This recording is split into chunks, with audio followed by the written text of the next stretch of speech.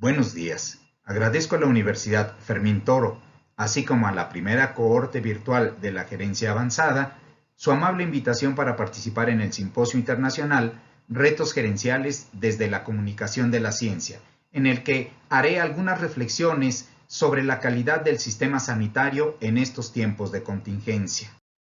Nuestra realidad en todo el mundo nos está dando cuenta de cómo los servicios sanitarios, los servicios de salud han quedado rebasados, han quedado confundidos, han quedado abrumados, llenos de incertidumbre. Nuestra realidad parece no ser muy diferente de hace 100 años, donde se vivieron episodios en los que la gente se vio amenazada y las respuestas de entonces con las respuestas de ahora parecería que tampoco han cambiado mucho. Lo cierto es que esta pandemia no debería sorprendernos. Muchos investigadores e instituciones internacionales como la OMS la habían previsto, nos habían advertido. Hay documentos, hay publicaciones donde decían que podríamos estar muy cerca de procesos como el que actualmente vivimos. De hecho, en México se generó un estudio más o menos por ahí de 2006 en el que hasta se atrevían a señalar como fecha muy posible el 2020 para una nueva pandemia que afectara a todo el mundo. No eran prestidigitadores, no eran ilusionistas y adivinos, eran científicos que han estado analizando la realidad y a la que muchos políticos, población, medios, no necesariamente hemos hecho caso o no hemos estado atentos a esas advertencias. Pero detengámonos un momento y, en función de nuestro tema, consideremos lo que debemos entender por calidad. La calidad, de acuerdo a las normas ISO, en este caso la norma de vocabulario 9000-2015, nos dice que es el resultado de comportamientos, actitudes, actividades y procesos para proporcionar valor mediante el cumplimiento de las necesidades y expectativas de los clientes y otras partes interesadas pertinentes. La calidad de los productos y servicios de una organización está determinada por su capacidad para satisfacer a los clientes, así como por el impacto previsto y el no previsto sobre las partes interesadas. La calidad de los productos y servicios incluye entonces no solo su función y desempeño, sino también el valor que percibieron los clientes de ella, así como el beneficio obtenido a final de cuentas. Por otro lado, para hacer cualquier tipo de mejora en cualquier situación, condición, organización, debemos partir de un diagnóstico, que es el proceso de reconocimiento, análisis y evaluación de esa cosa o situación que nos permita determinar sus tendencias, identificar sus deficiencias o insuficiencias, de tal manera que podamos realizar acciones de mejora o cambio. El riesgo sanitario deberíamos entenderlo como cualquier situación o circunstancia concreta que aumenta las probabilidades de una persona o grupo de personas, hablemos de la sociedad, de contraer cualquier tipo de enfermedad o padecer cualquier problema de salud. Siempre tendremos que asociar al riesgo sanitario con su impacto, posible impacto en las personas. Un factor de riesgo, el riesgo sanitario, la presencia del riesgo sanitario, no presupone que tenga que realizarse ese riesgo. Simplemente implica que las personas que están expuestas a él tienen probabilidades de enfermarse.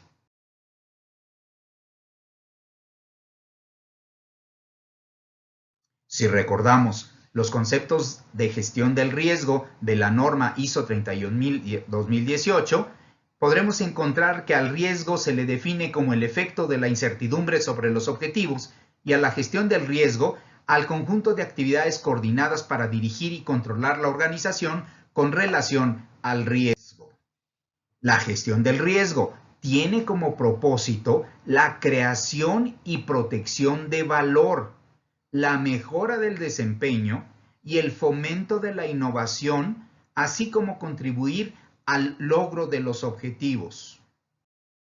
Por tanto, la gestión del riesgo es parte de la gobernanza y el liderazgo en las organizaciones y la sociedad, y es fundamental en la manera en que se gestiona la organización en todos sus niveles. Adicionalmente, esto contribuye a la mejora de los sistemas de gestión cuando existen dentro de las organizaciones, que deberíamos dejar claro que no por no contar con un sistema ISO o de otro tipo propiamente denominado sistema de gestión, significa que las organizaciones no tengan una manera de hacer las cosas y que esta manera no sea sistemática o esté sistematizada de tal forma que se cuenten con lineamientos, políticas, procedimientos para realizar su actividad primordial.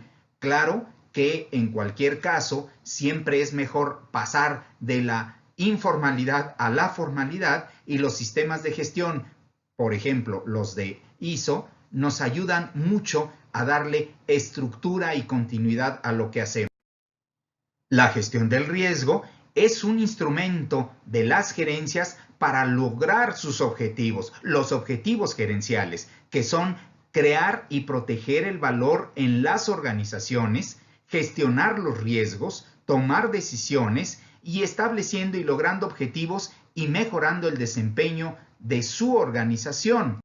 La evaluación del riesgo no puede entenderse sin considerar a las personas, sus aspectos culturales, su estado de salud, sus capacidades físicas, sus conocimientos, su desarrollo, la experiencia social o de participación, sus actitudes, a las instalaciones, diseño, estructura, distribución, complejidad, funciones, la propia organización, con su cultura, su política, sus formas de liderazgo, los procesos de planeación, la conciencia o no del contexto, su disciplina operativa, el enfoque a procesos, procedimientos, la evaluación misma de la propia organización, equipo y materiales de trabajo, identificando todos aquellos que representan peligros o riesgos, identificando las necesidades de estos equipos y materiales, su relación con el desempeño de las personas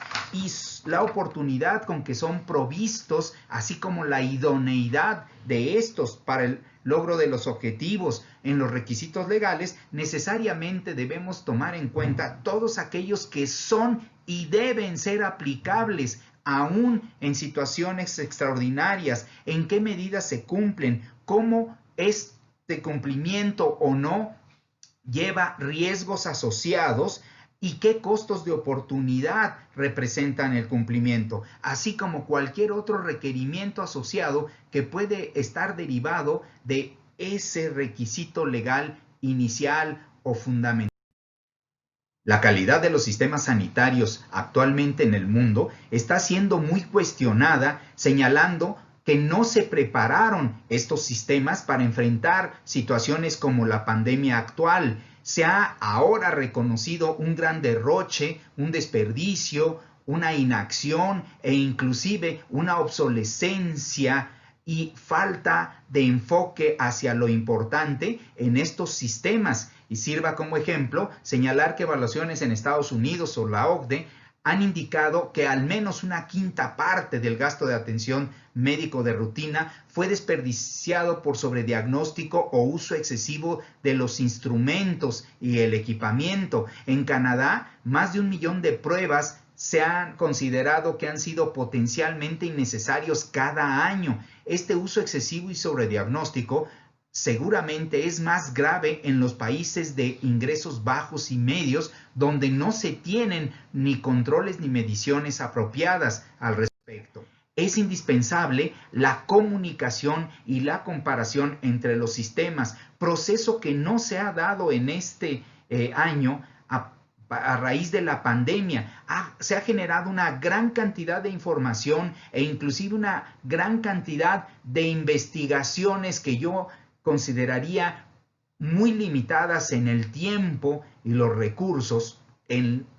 Hablo del gran volumen de investigación, que nos han llevado más que a conocer más, a confundirnos más. Quizá tomando algunas de las enseñanzas de Noam Chomsky, podríamos decir que esa cantidad de información pudiera tener hasta aviesos objetivos distintos a lograr más conocimiento, pero no es el tema de esta plática. Y lo que sí es cierto es que particularmente importante para la atención es que se comprenda apropiadamente cómo los sistemas pueden compararse y lograr generar información que les permite estandarizarse y saber si lo que están haciendo unos es similar a lo que hacen otros y qué efectividad tienen con procedimientos similares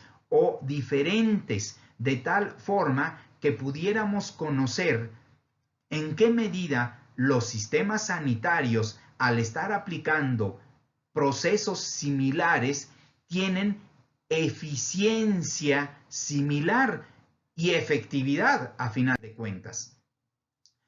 En el Reino Unido, por ejemplo, se ha convocado a los investigadores, universidades, institutos de investigación a realizar trabajos para reducir el sobretratamiento. Cabe señalar que los principales promotores de esta convocatoria han sido organismos financieros que se han dado cuenta que cuesta mucho atender pacientes, sobre todo en procesos de salud, de enfermedad como el que estamos viviendo. En Australia, a raíz de la COVID-19, se está investigando cómo hacer para que su sistema de salud mejore el valor, no el precio, el valor de la atención y asegure la sostenibilidad del sistema.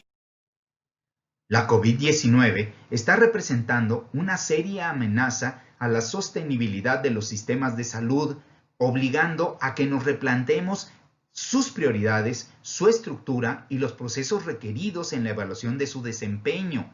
Debemos enfocarnos en la salud, no solo en los servicios de atención a enfermedades, es decir, no solo número de hospitales, no solo número de camas, no solo número de atendidos, porque podemos tener muchos números y darnos cuenta, como lo estamos viendo, que no solo hay una gran insatisfacción de estos sistemas sanitarios, sino incluso un gran fracaso que habría que poner entre comillas y analizar en qué medida es o no ese fracaso, porque suponer que porque hay muertos los sistemas sanitarios de atención de enfermedades fracasaron, podría no ser muy real. Quizá lo que nos está fallando es el cómo prevenimos que esas personas que lamentablemente fallecieron dentro de los servicios de atención tuvieran que llegar a ellos. Es decir, debemos ir a la prevención,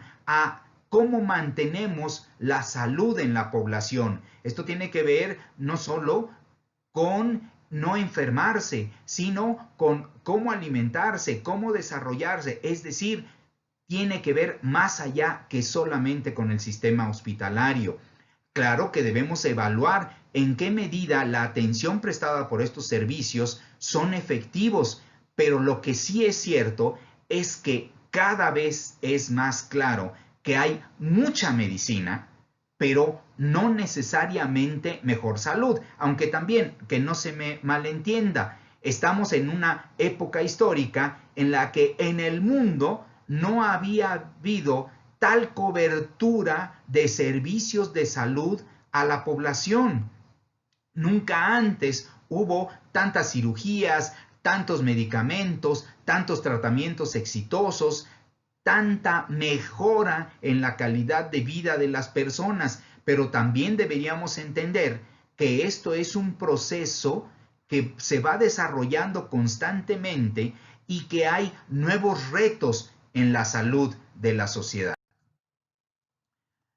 ¿Cómo debemos enfrentar estos retos? ¿Cómo entender que en este año la crisis de la pandemia dejó prácticamente inhabilitados a un porcentaje muy significativo de nuestros sistemas sanitarios, de tal forma que consultas de especialidad, cirugías y otros procedimientos médicos fueron pospuestos en este año? Así, simple y llanamente, hoy todo es COVID, cáncer, diabetes, otro tipo de intervenciones han quedado suspendidos y habría que suponer que la gente también en su proceso salud-enfermedad queda suspendido, es decir, no empeora, quizá no mejore, pero no empeora. No es cierto, eso es una falacia. No podemos suponer que no vamos a tener que pagar las facturas posteriormente, y estas facturas van a ser igual o hasta posiblemente más caras de lo que se está pagando con COVID.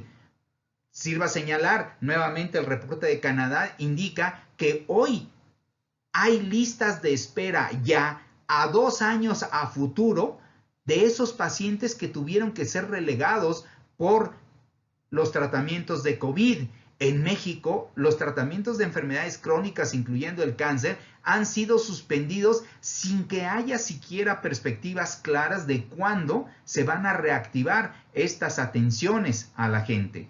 También es cierto que ha habido un incremento en la mortalidad de las personas por padecimientos no COVID. Y lo que también es cierto es que se necesita reactivar esta atención, dar una atención pronta a quienes lo están no solo exigiendo, sino que lo están necesitando para mantener su vida. Ya no hablemos tan solo de mejorar su calidad de vida. Aquí estamos hablando de procesos literalmente de vida o muerte. Así entonces, deberíamos pensar en cómo vamos a dar seguimiento a los servicios de salud, a los sistemas sanitarios, pero también en cómo vamos a evaluar su calidad.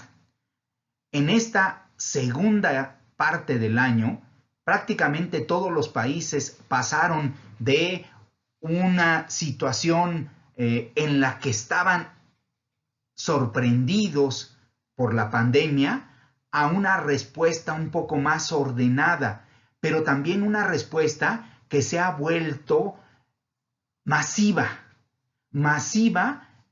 impersonal e inespecífica, lo que tampoco significa que se esté atendiendo mejor. Y ahí tenemos las cifras de personas fallecidas, de enfermos graves que han llegado a situaciones en las que no deberían, de acuerdo a la estadística y la epidemiología, haber llegado. Cabe señalar, por citar solo unos números de México, que la diferencia de el futuro de un paciente en el sector público versus un hospital del sector privado es impresionantemente grande. Es decir, dentro de los hospitales públicos, y no me voy a meter en esos detalles de México, un paciente tiene 10 veces más posibilidades de morir que en un hospital privado.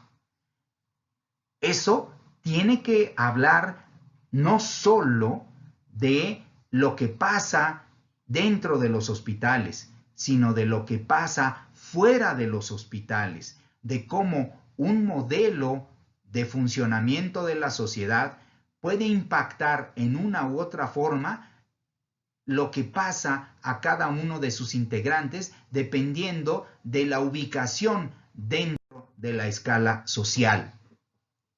Y valga señalar que cada vez menos hay dinero para cualquier cosa, pero en la región, en América Latina, se ha reportado que los países de América Latina gastan en salud una tercera parte de lo que gastan los países europeos. Y no voy a entrar tampoco en la diferenciación entre los propios países de América Latina, que tienen grandes disparidades. Así la Organización Panamericana de la Salud ha señalado a diversos de nuestros países como deficitarios de manera muy significativa de los recursos que aplican, e inclusive que 30, 40 y hasta 50% de su población no tienen acceso a los servicios sanitarios.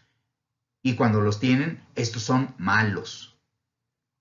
Falta entonces definir cómo vamos a comprender el impacto de lo que pasa en los hospitales. Hoy estamos hablando de tele, y no estoy hablando de la televisión, sino de lo que se está haciendo a distancia. La telemedicina, que van a determinar la calidad de los servicios, que van a determinar la orientación, la estructura, la funcionalidad, el diseño de los servicios.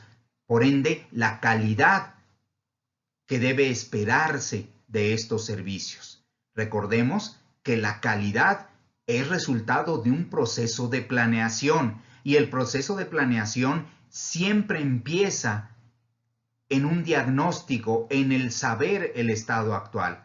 Hoy tenemos mucha información, tenemos muchos datos, tenemos que analizarla, tenemos que estructurarla, tenemos que discriminarla y tenemos que organizarla de tal manera que sea materia prima para nosotros, que nos permita desarrollar todas nuestras potencialidades. Así entonces, el reto de la gerencia será asegurar la continuidad del negocio y que esta continuidad sea adecuada a la cantidad y el tipo de impacto que la organización puede o no aceptar después de una interrupción. Esto está totalmente alineado a la norma ISO de seguridad y resiliencia. Y recordemos lo que Henry Fayol decía: para el gerente, elaborarse un plan y asegurarse el éxito debe ser una de las mayores satisfacciones que puede experimentar. Espero que estas reflexiones sean de utilidad para aquellos que están estructurando su visión de la gerencia. Reflexiones que no son más que una serie de elementos que siempre un gerente va a tener en la mesa y con los que tiene que bordar fino. Tiene que utilizar los datos para construir y analizar una realidad que se le presenta y para la que debe tomar decisiones. Decisiones que deben lograr, decíamos, la continuidad del negocio a partir del logro de los objetivos. Logro de los objetivos que deben ser, en cualquier caso, la satisfacción de su cliente. Espero que esta participación mía haya sido de utilidad y nuevamente agradezco esta amable invitación. Buenas tardes.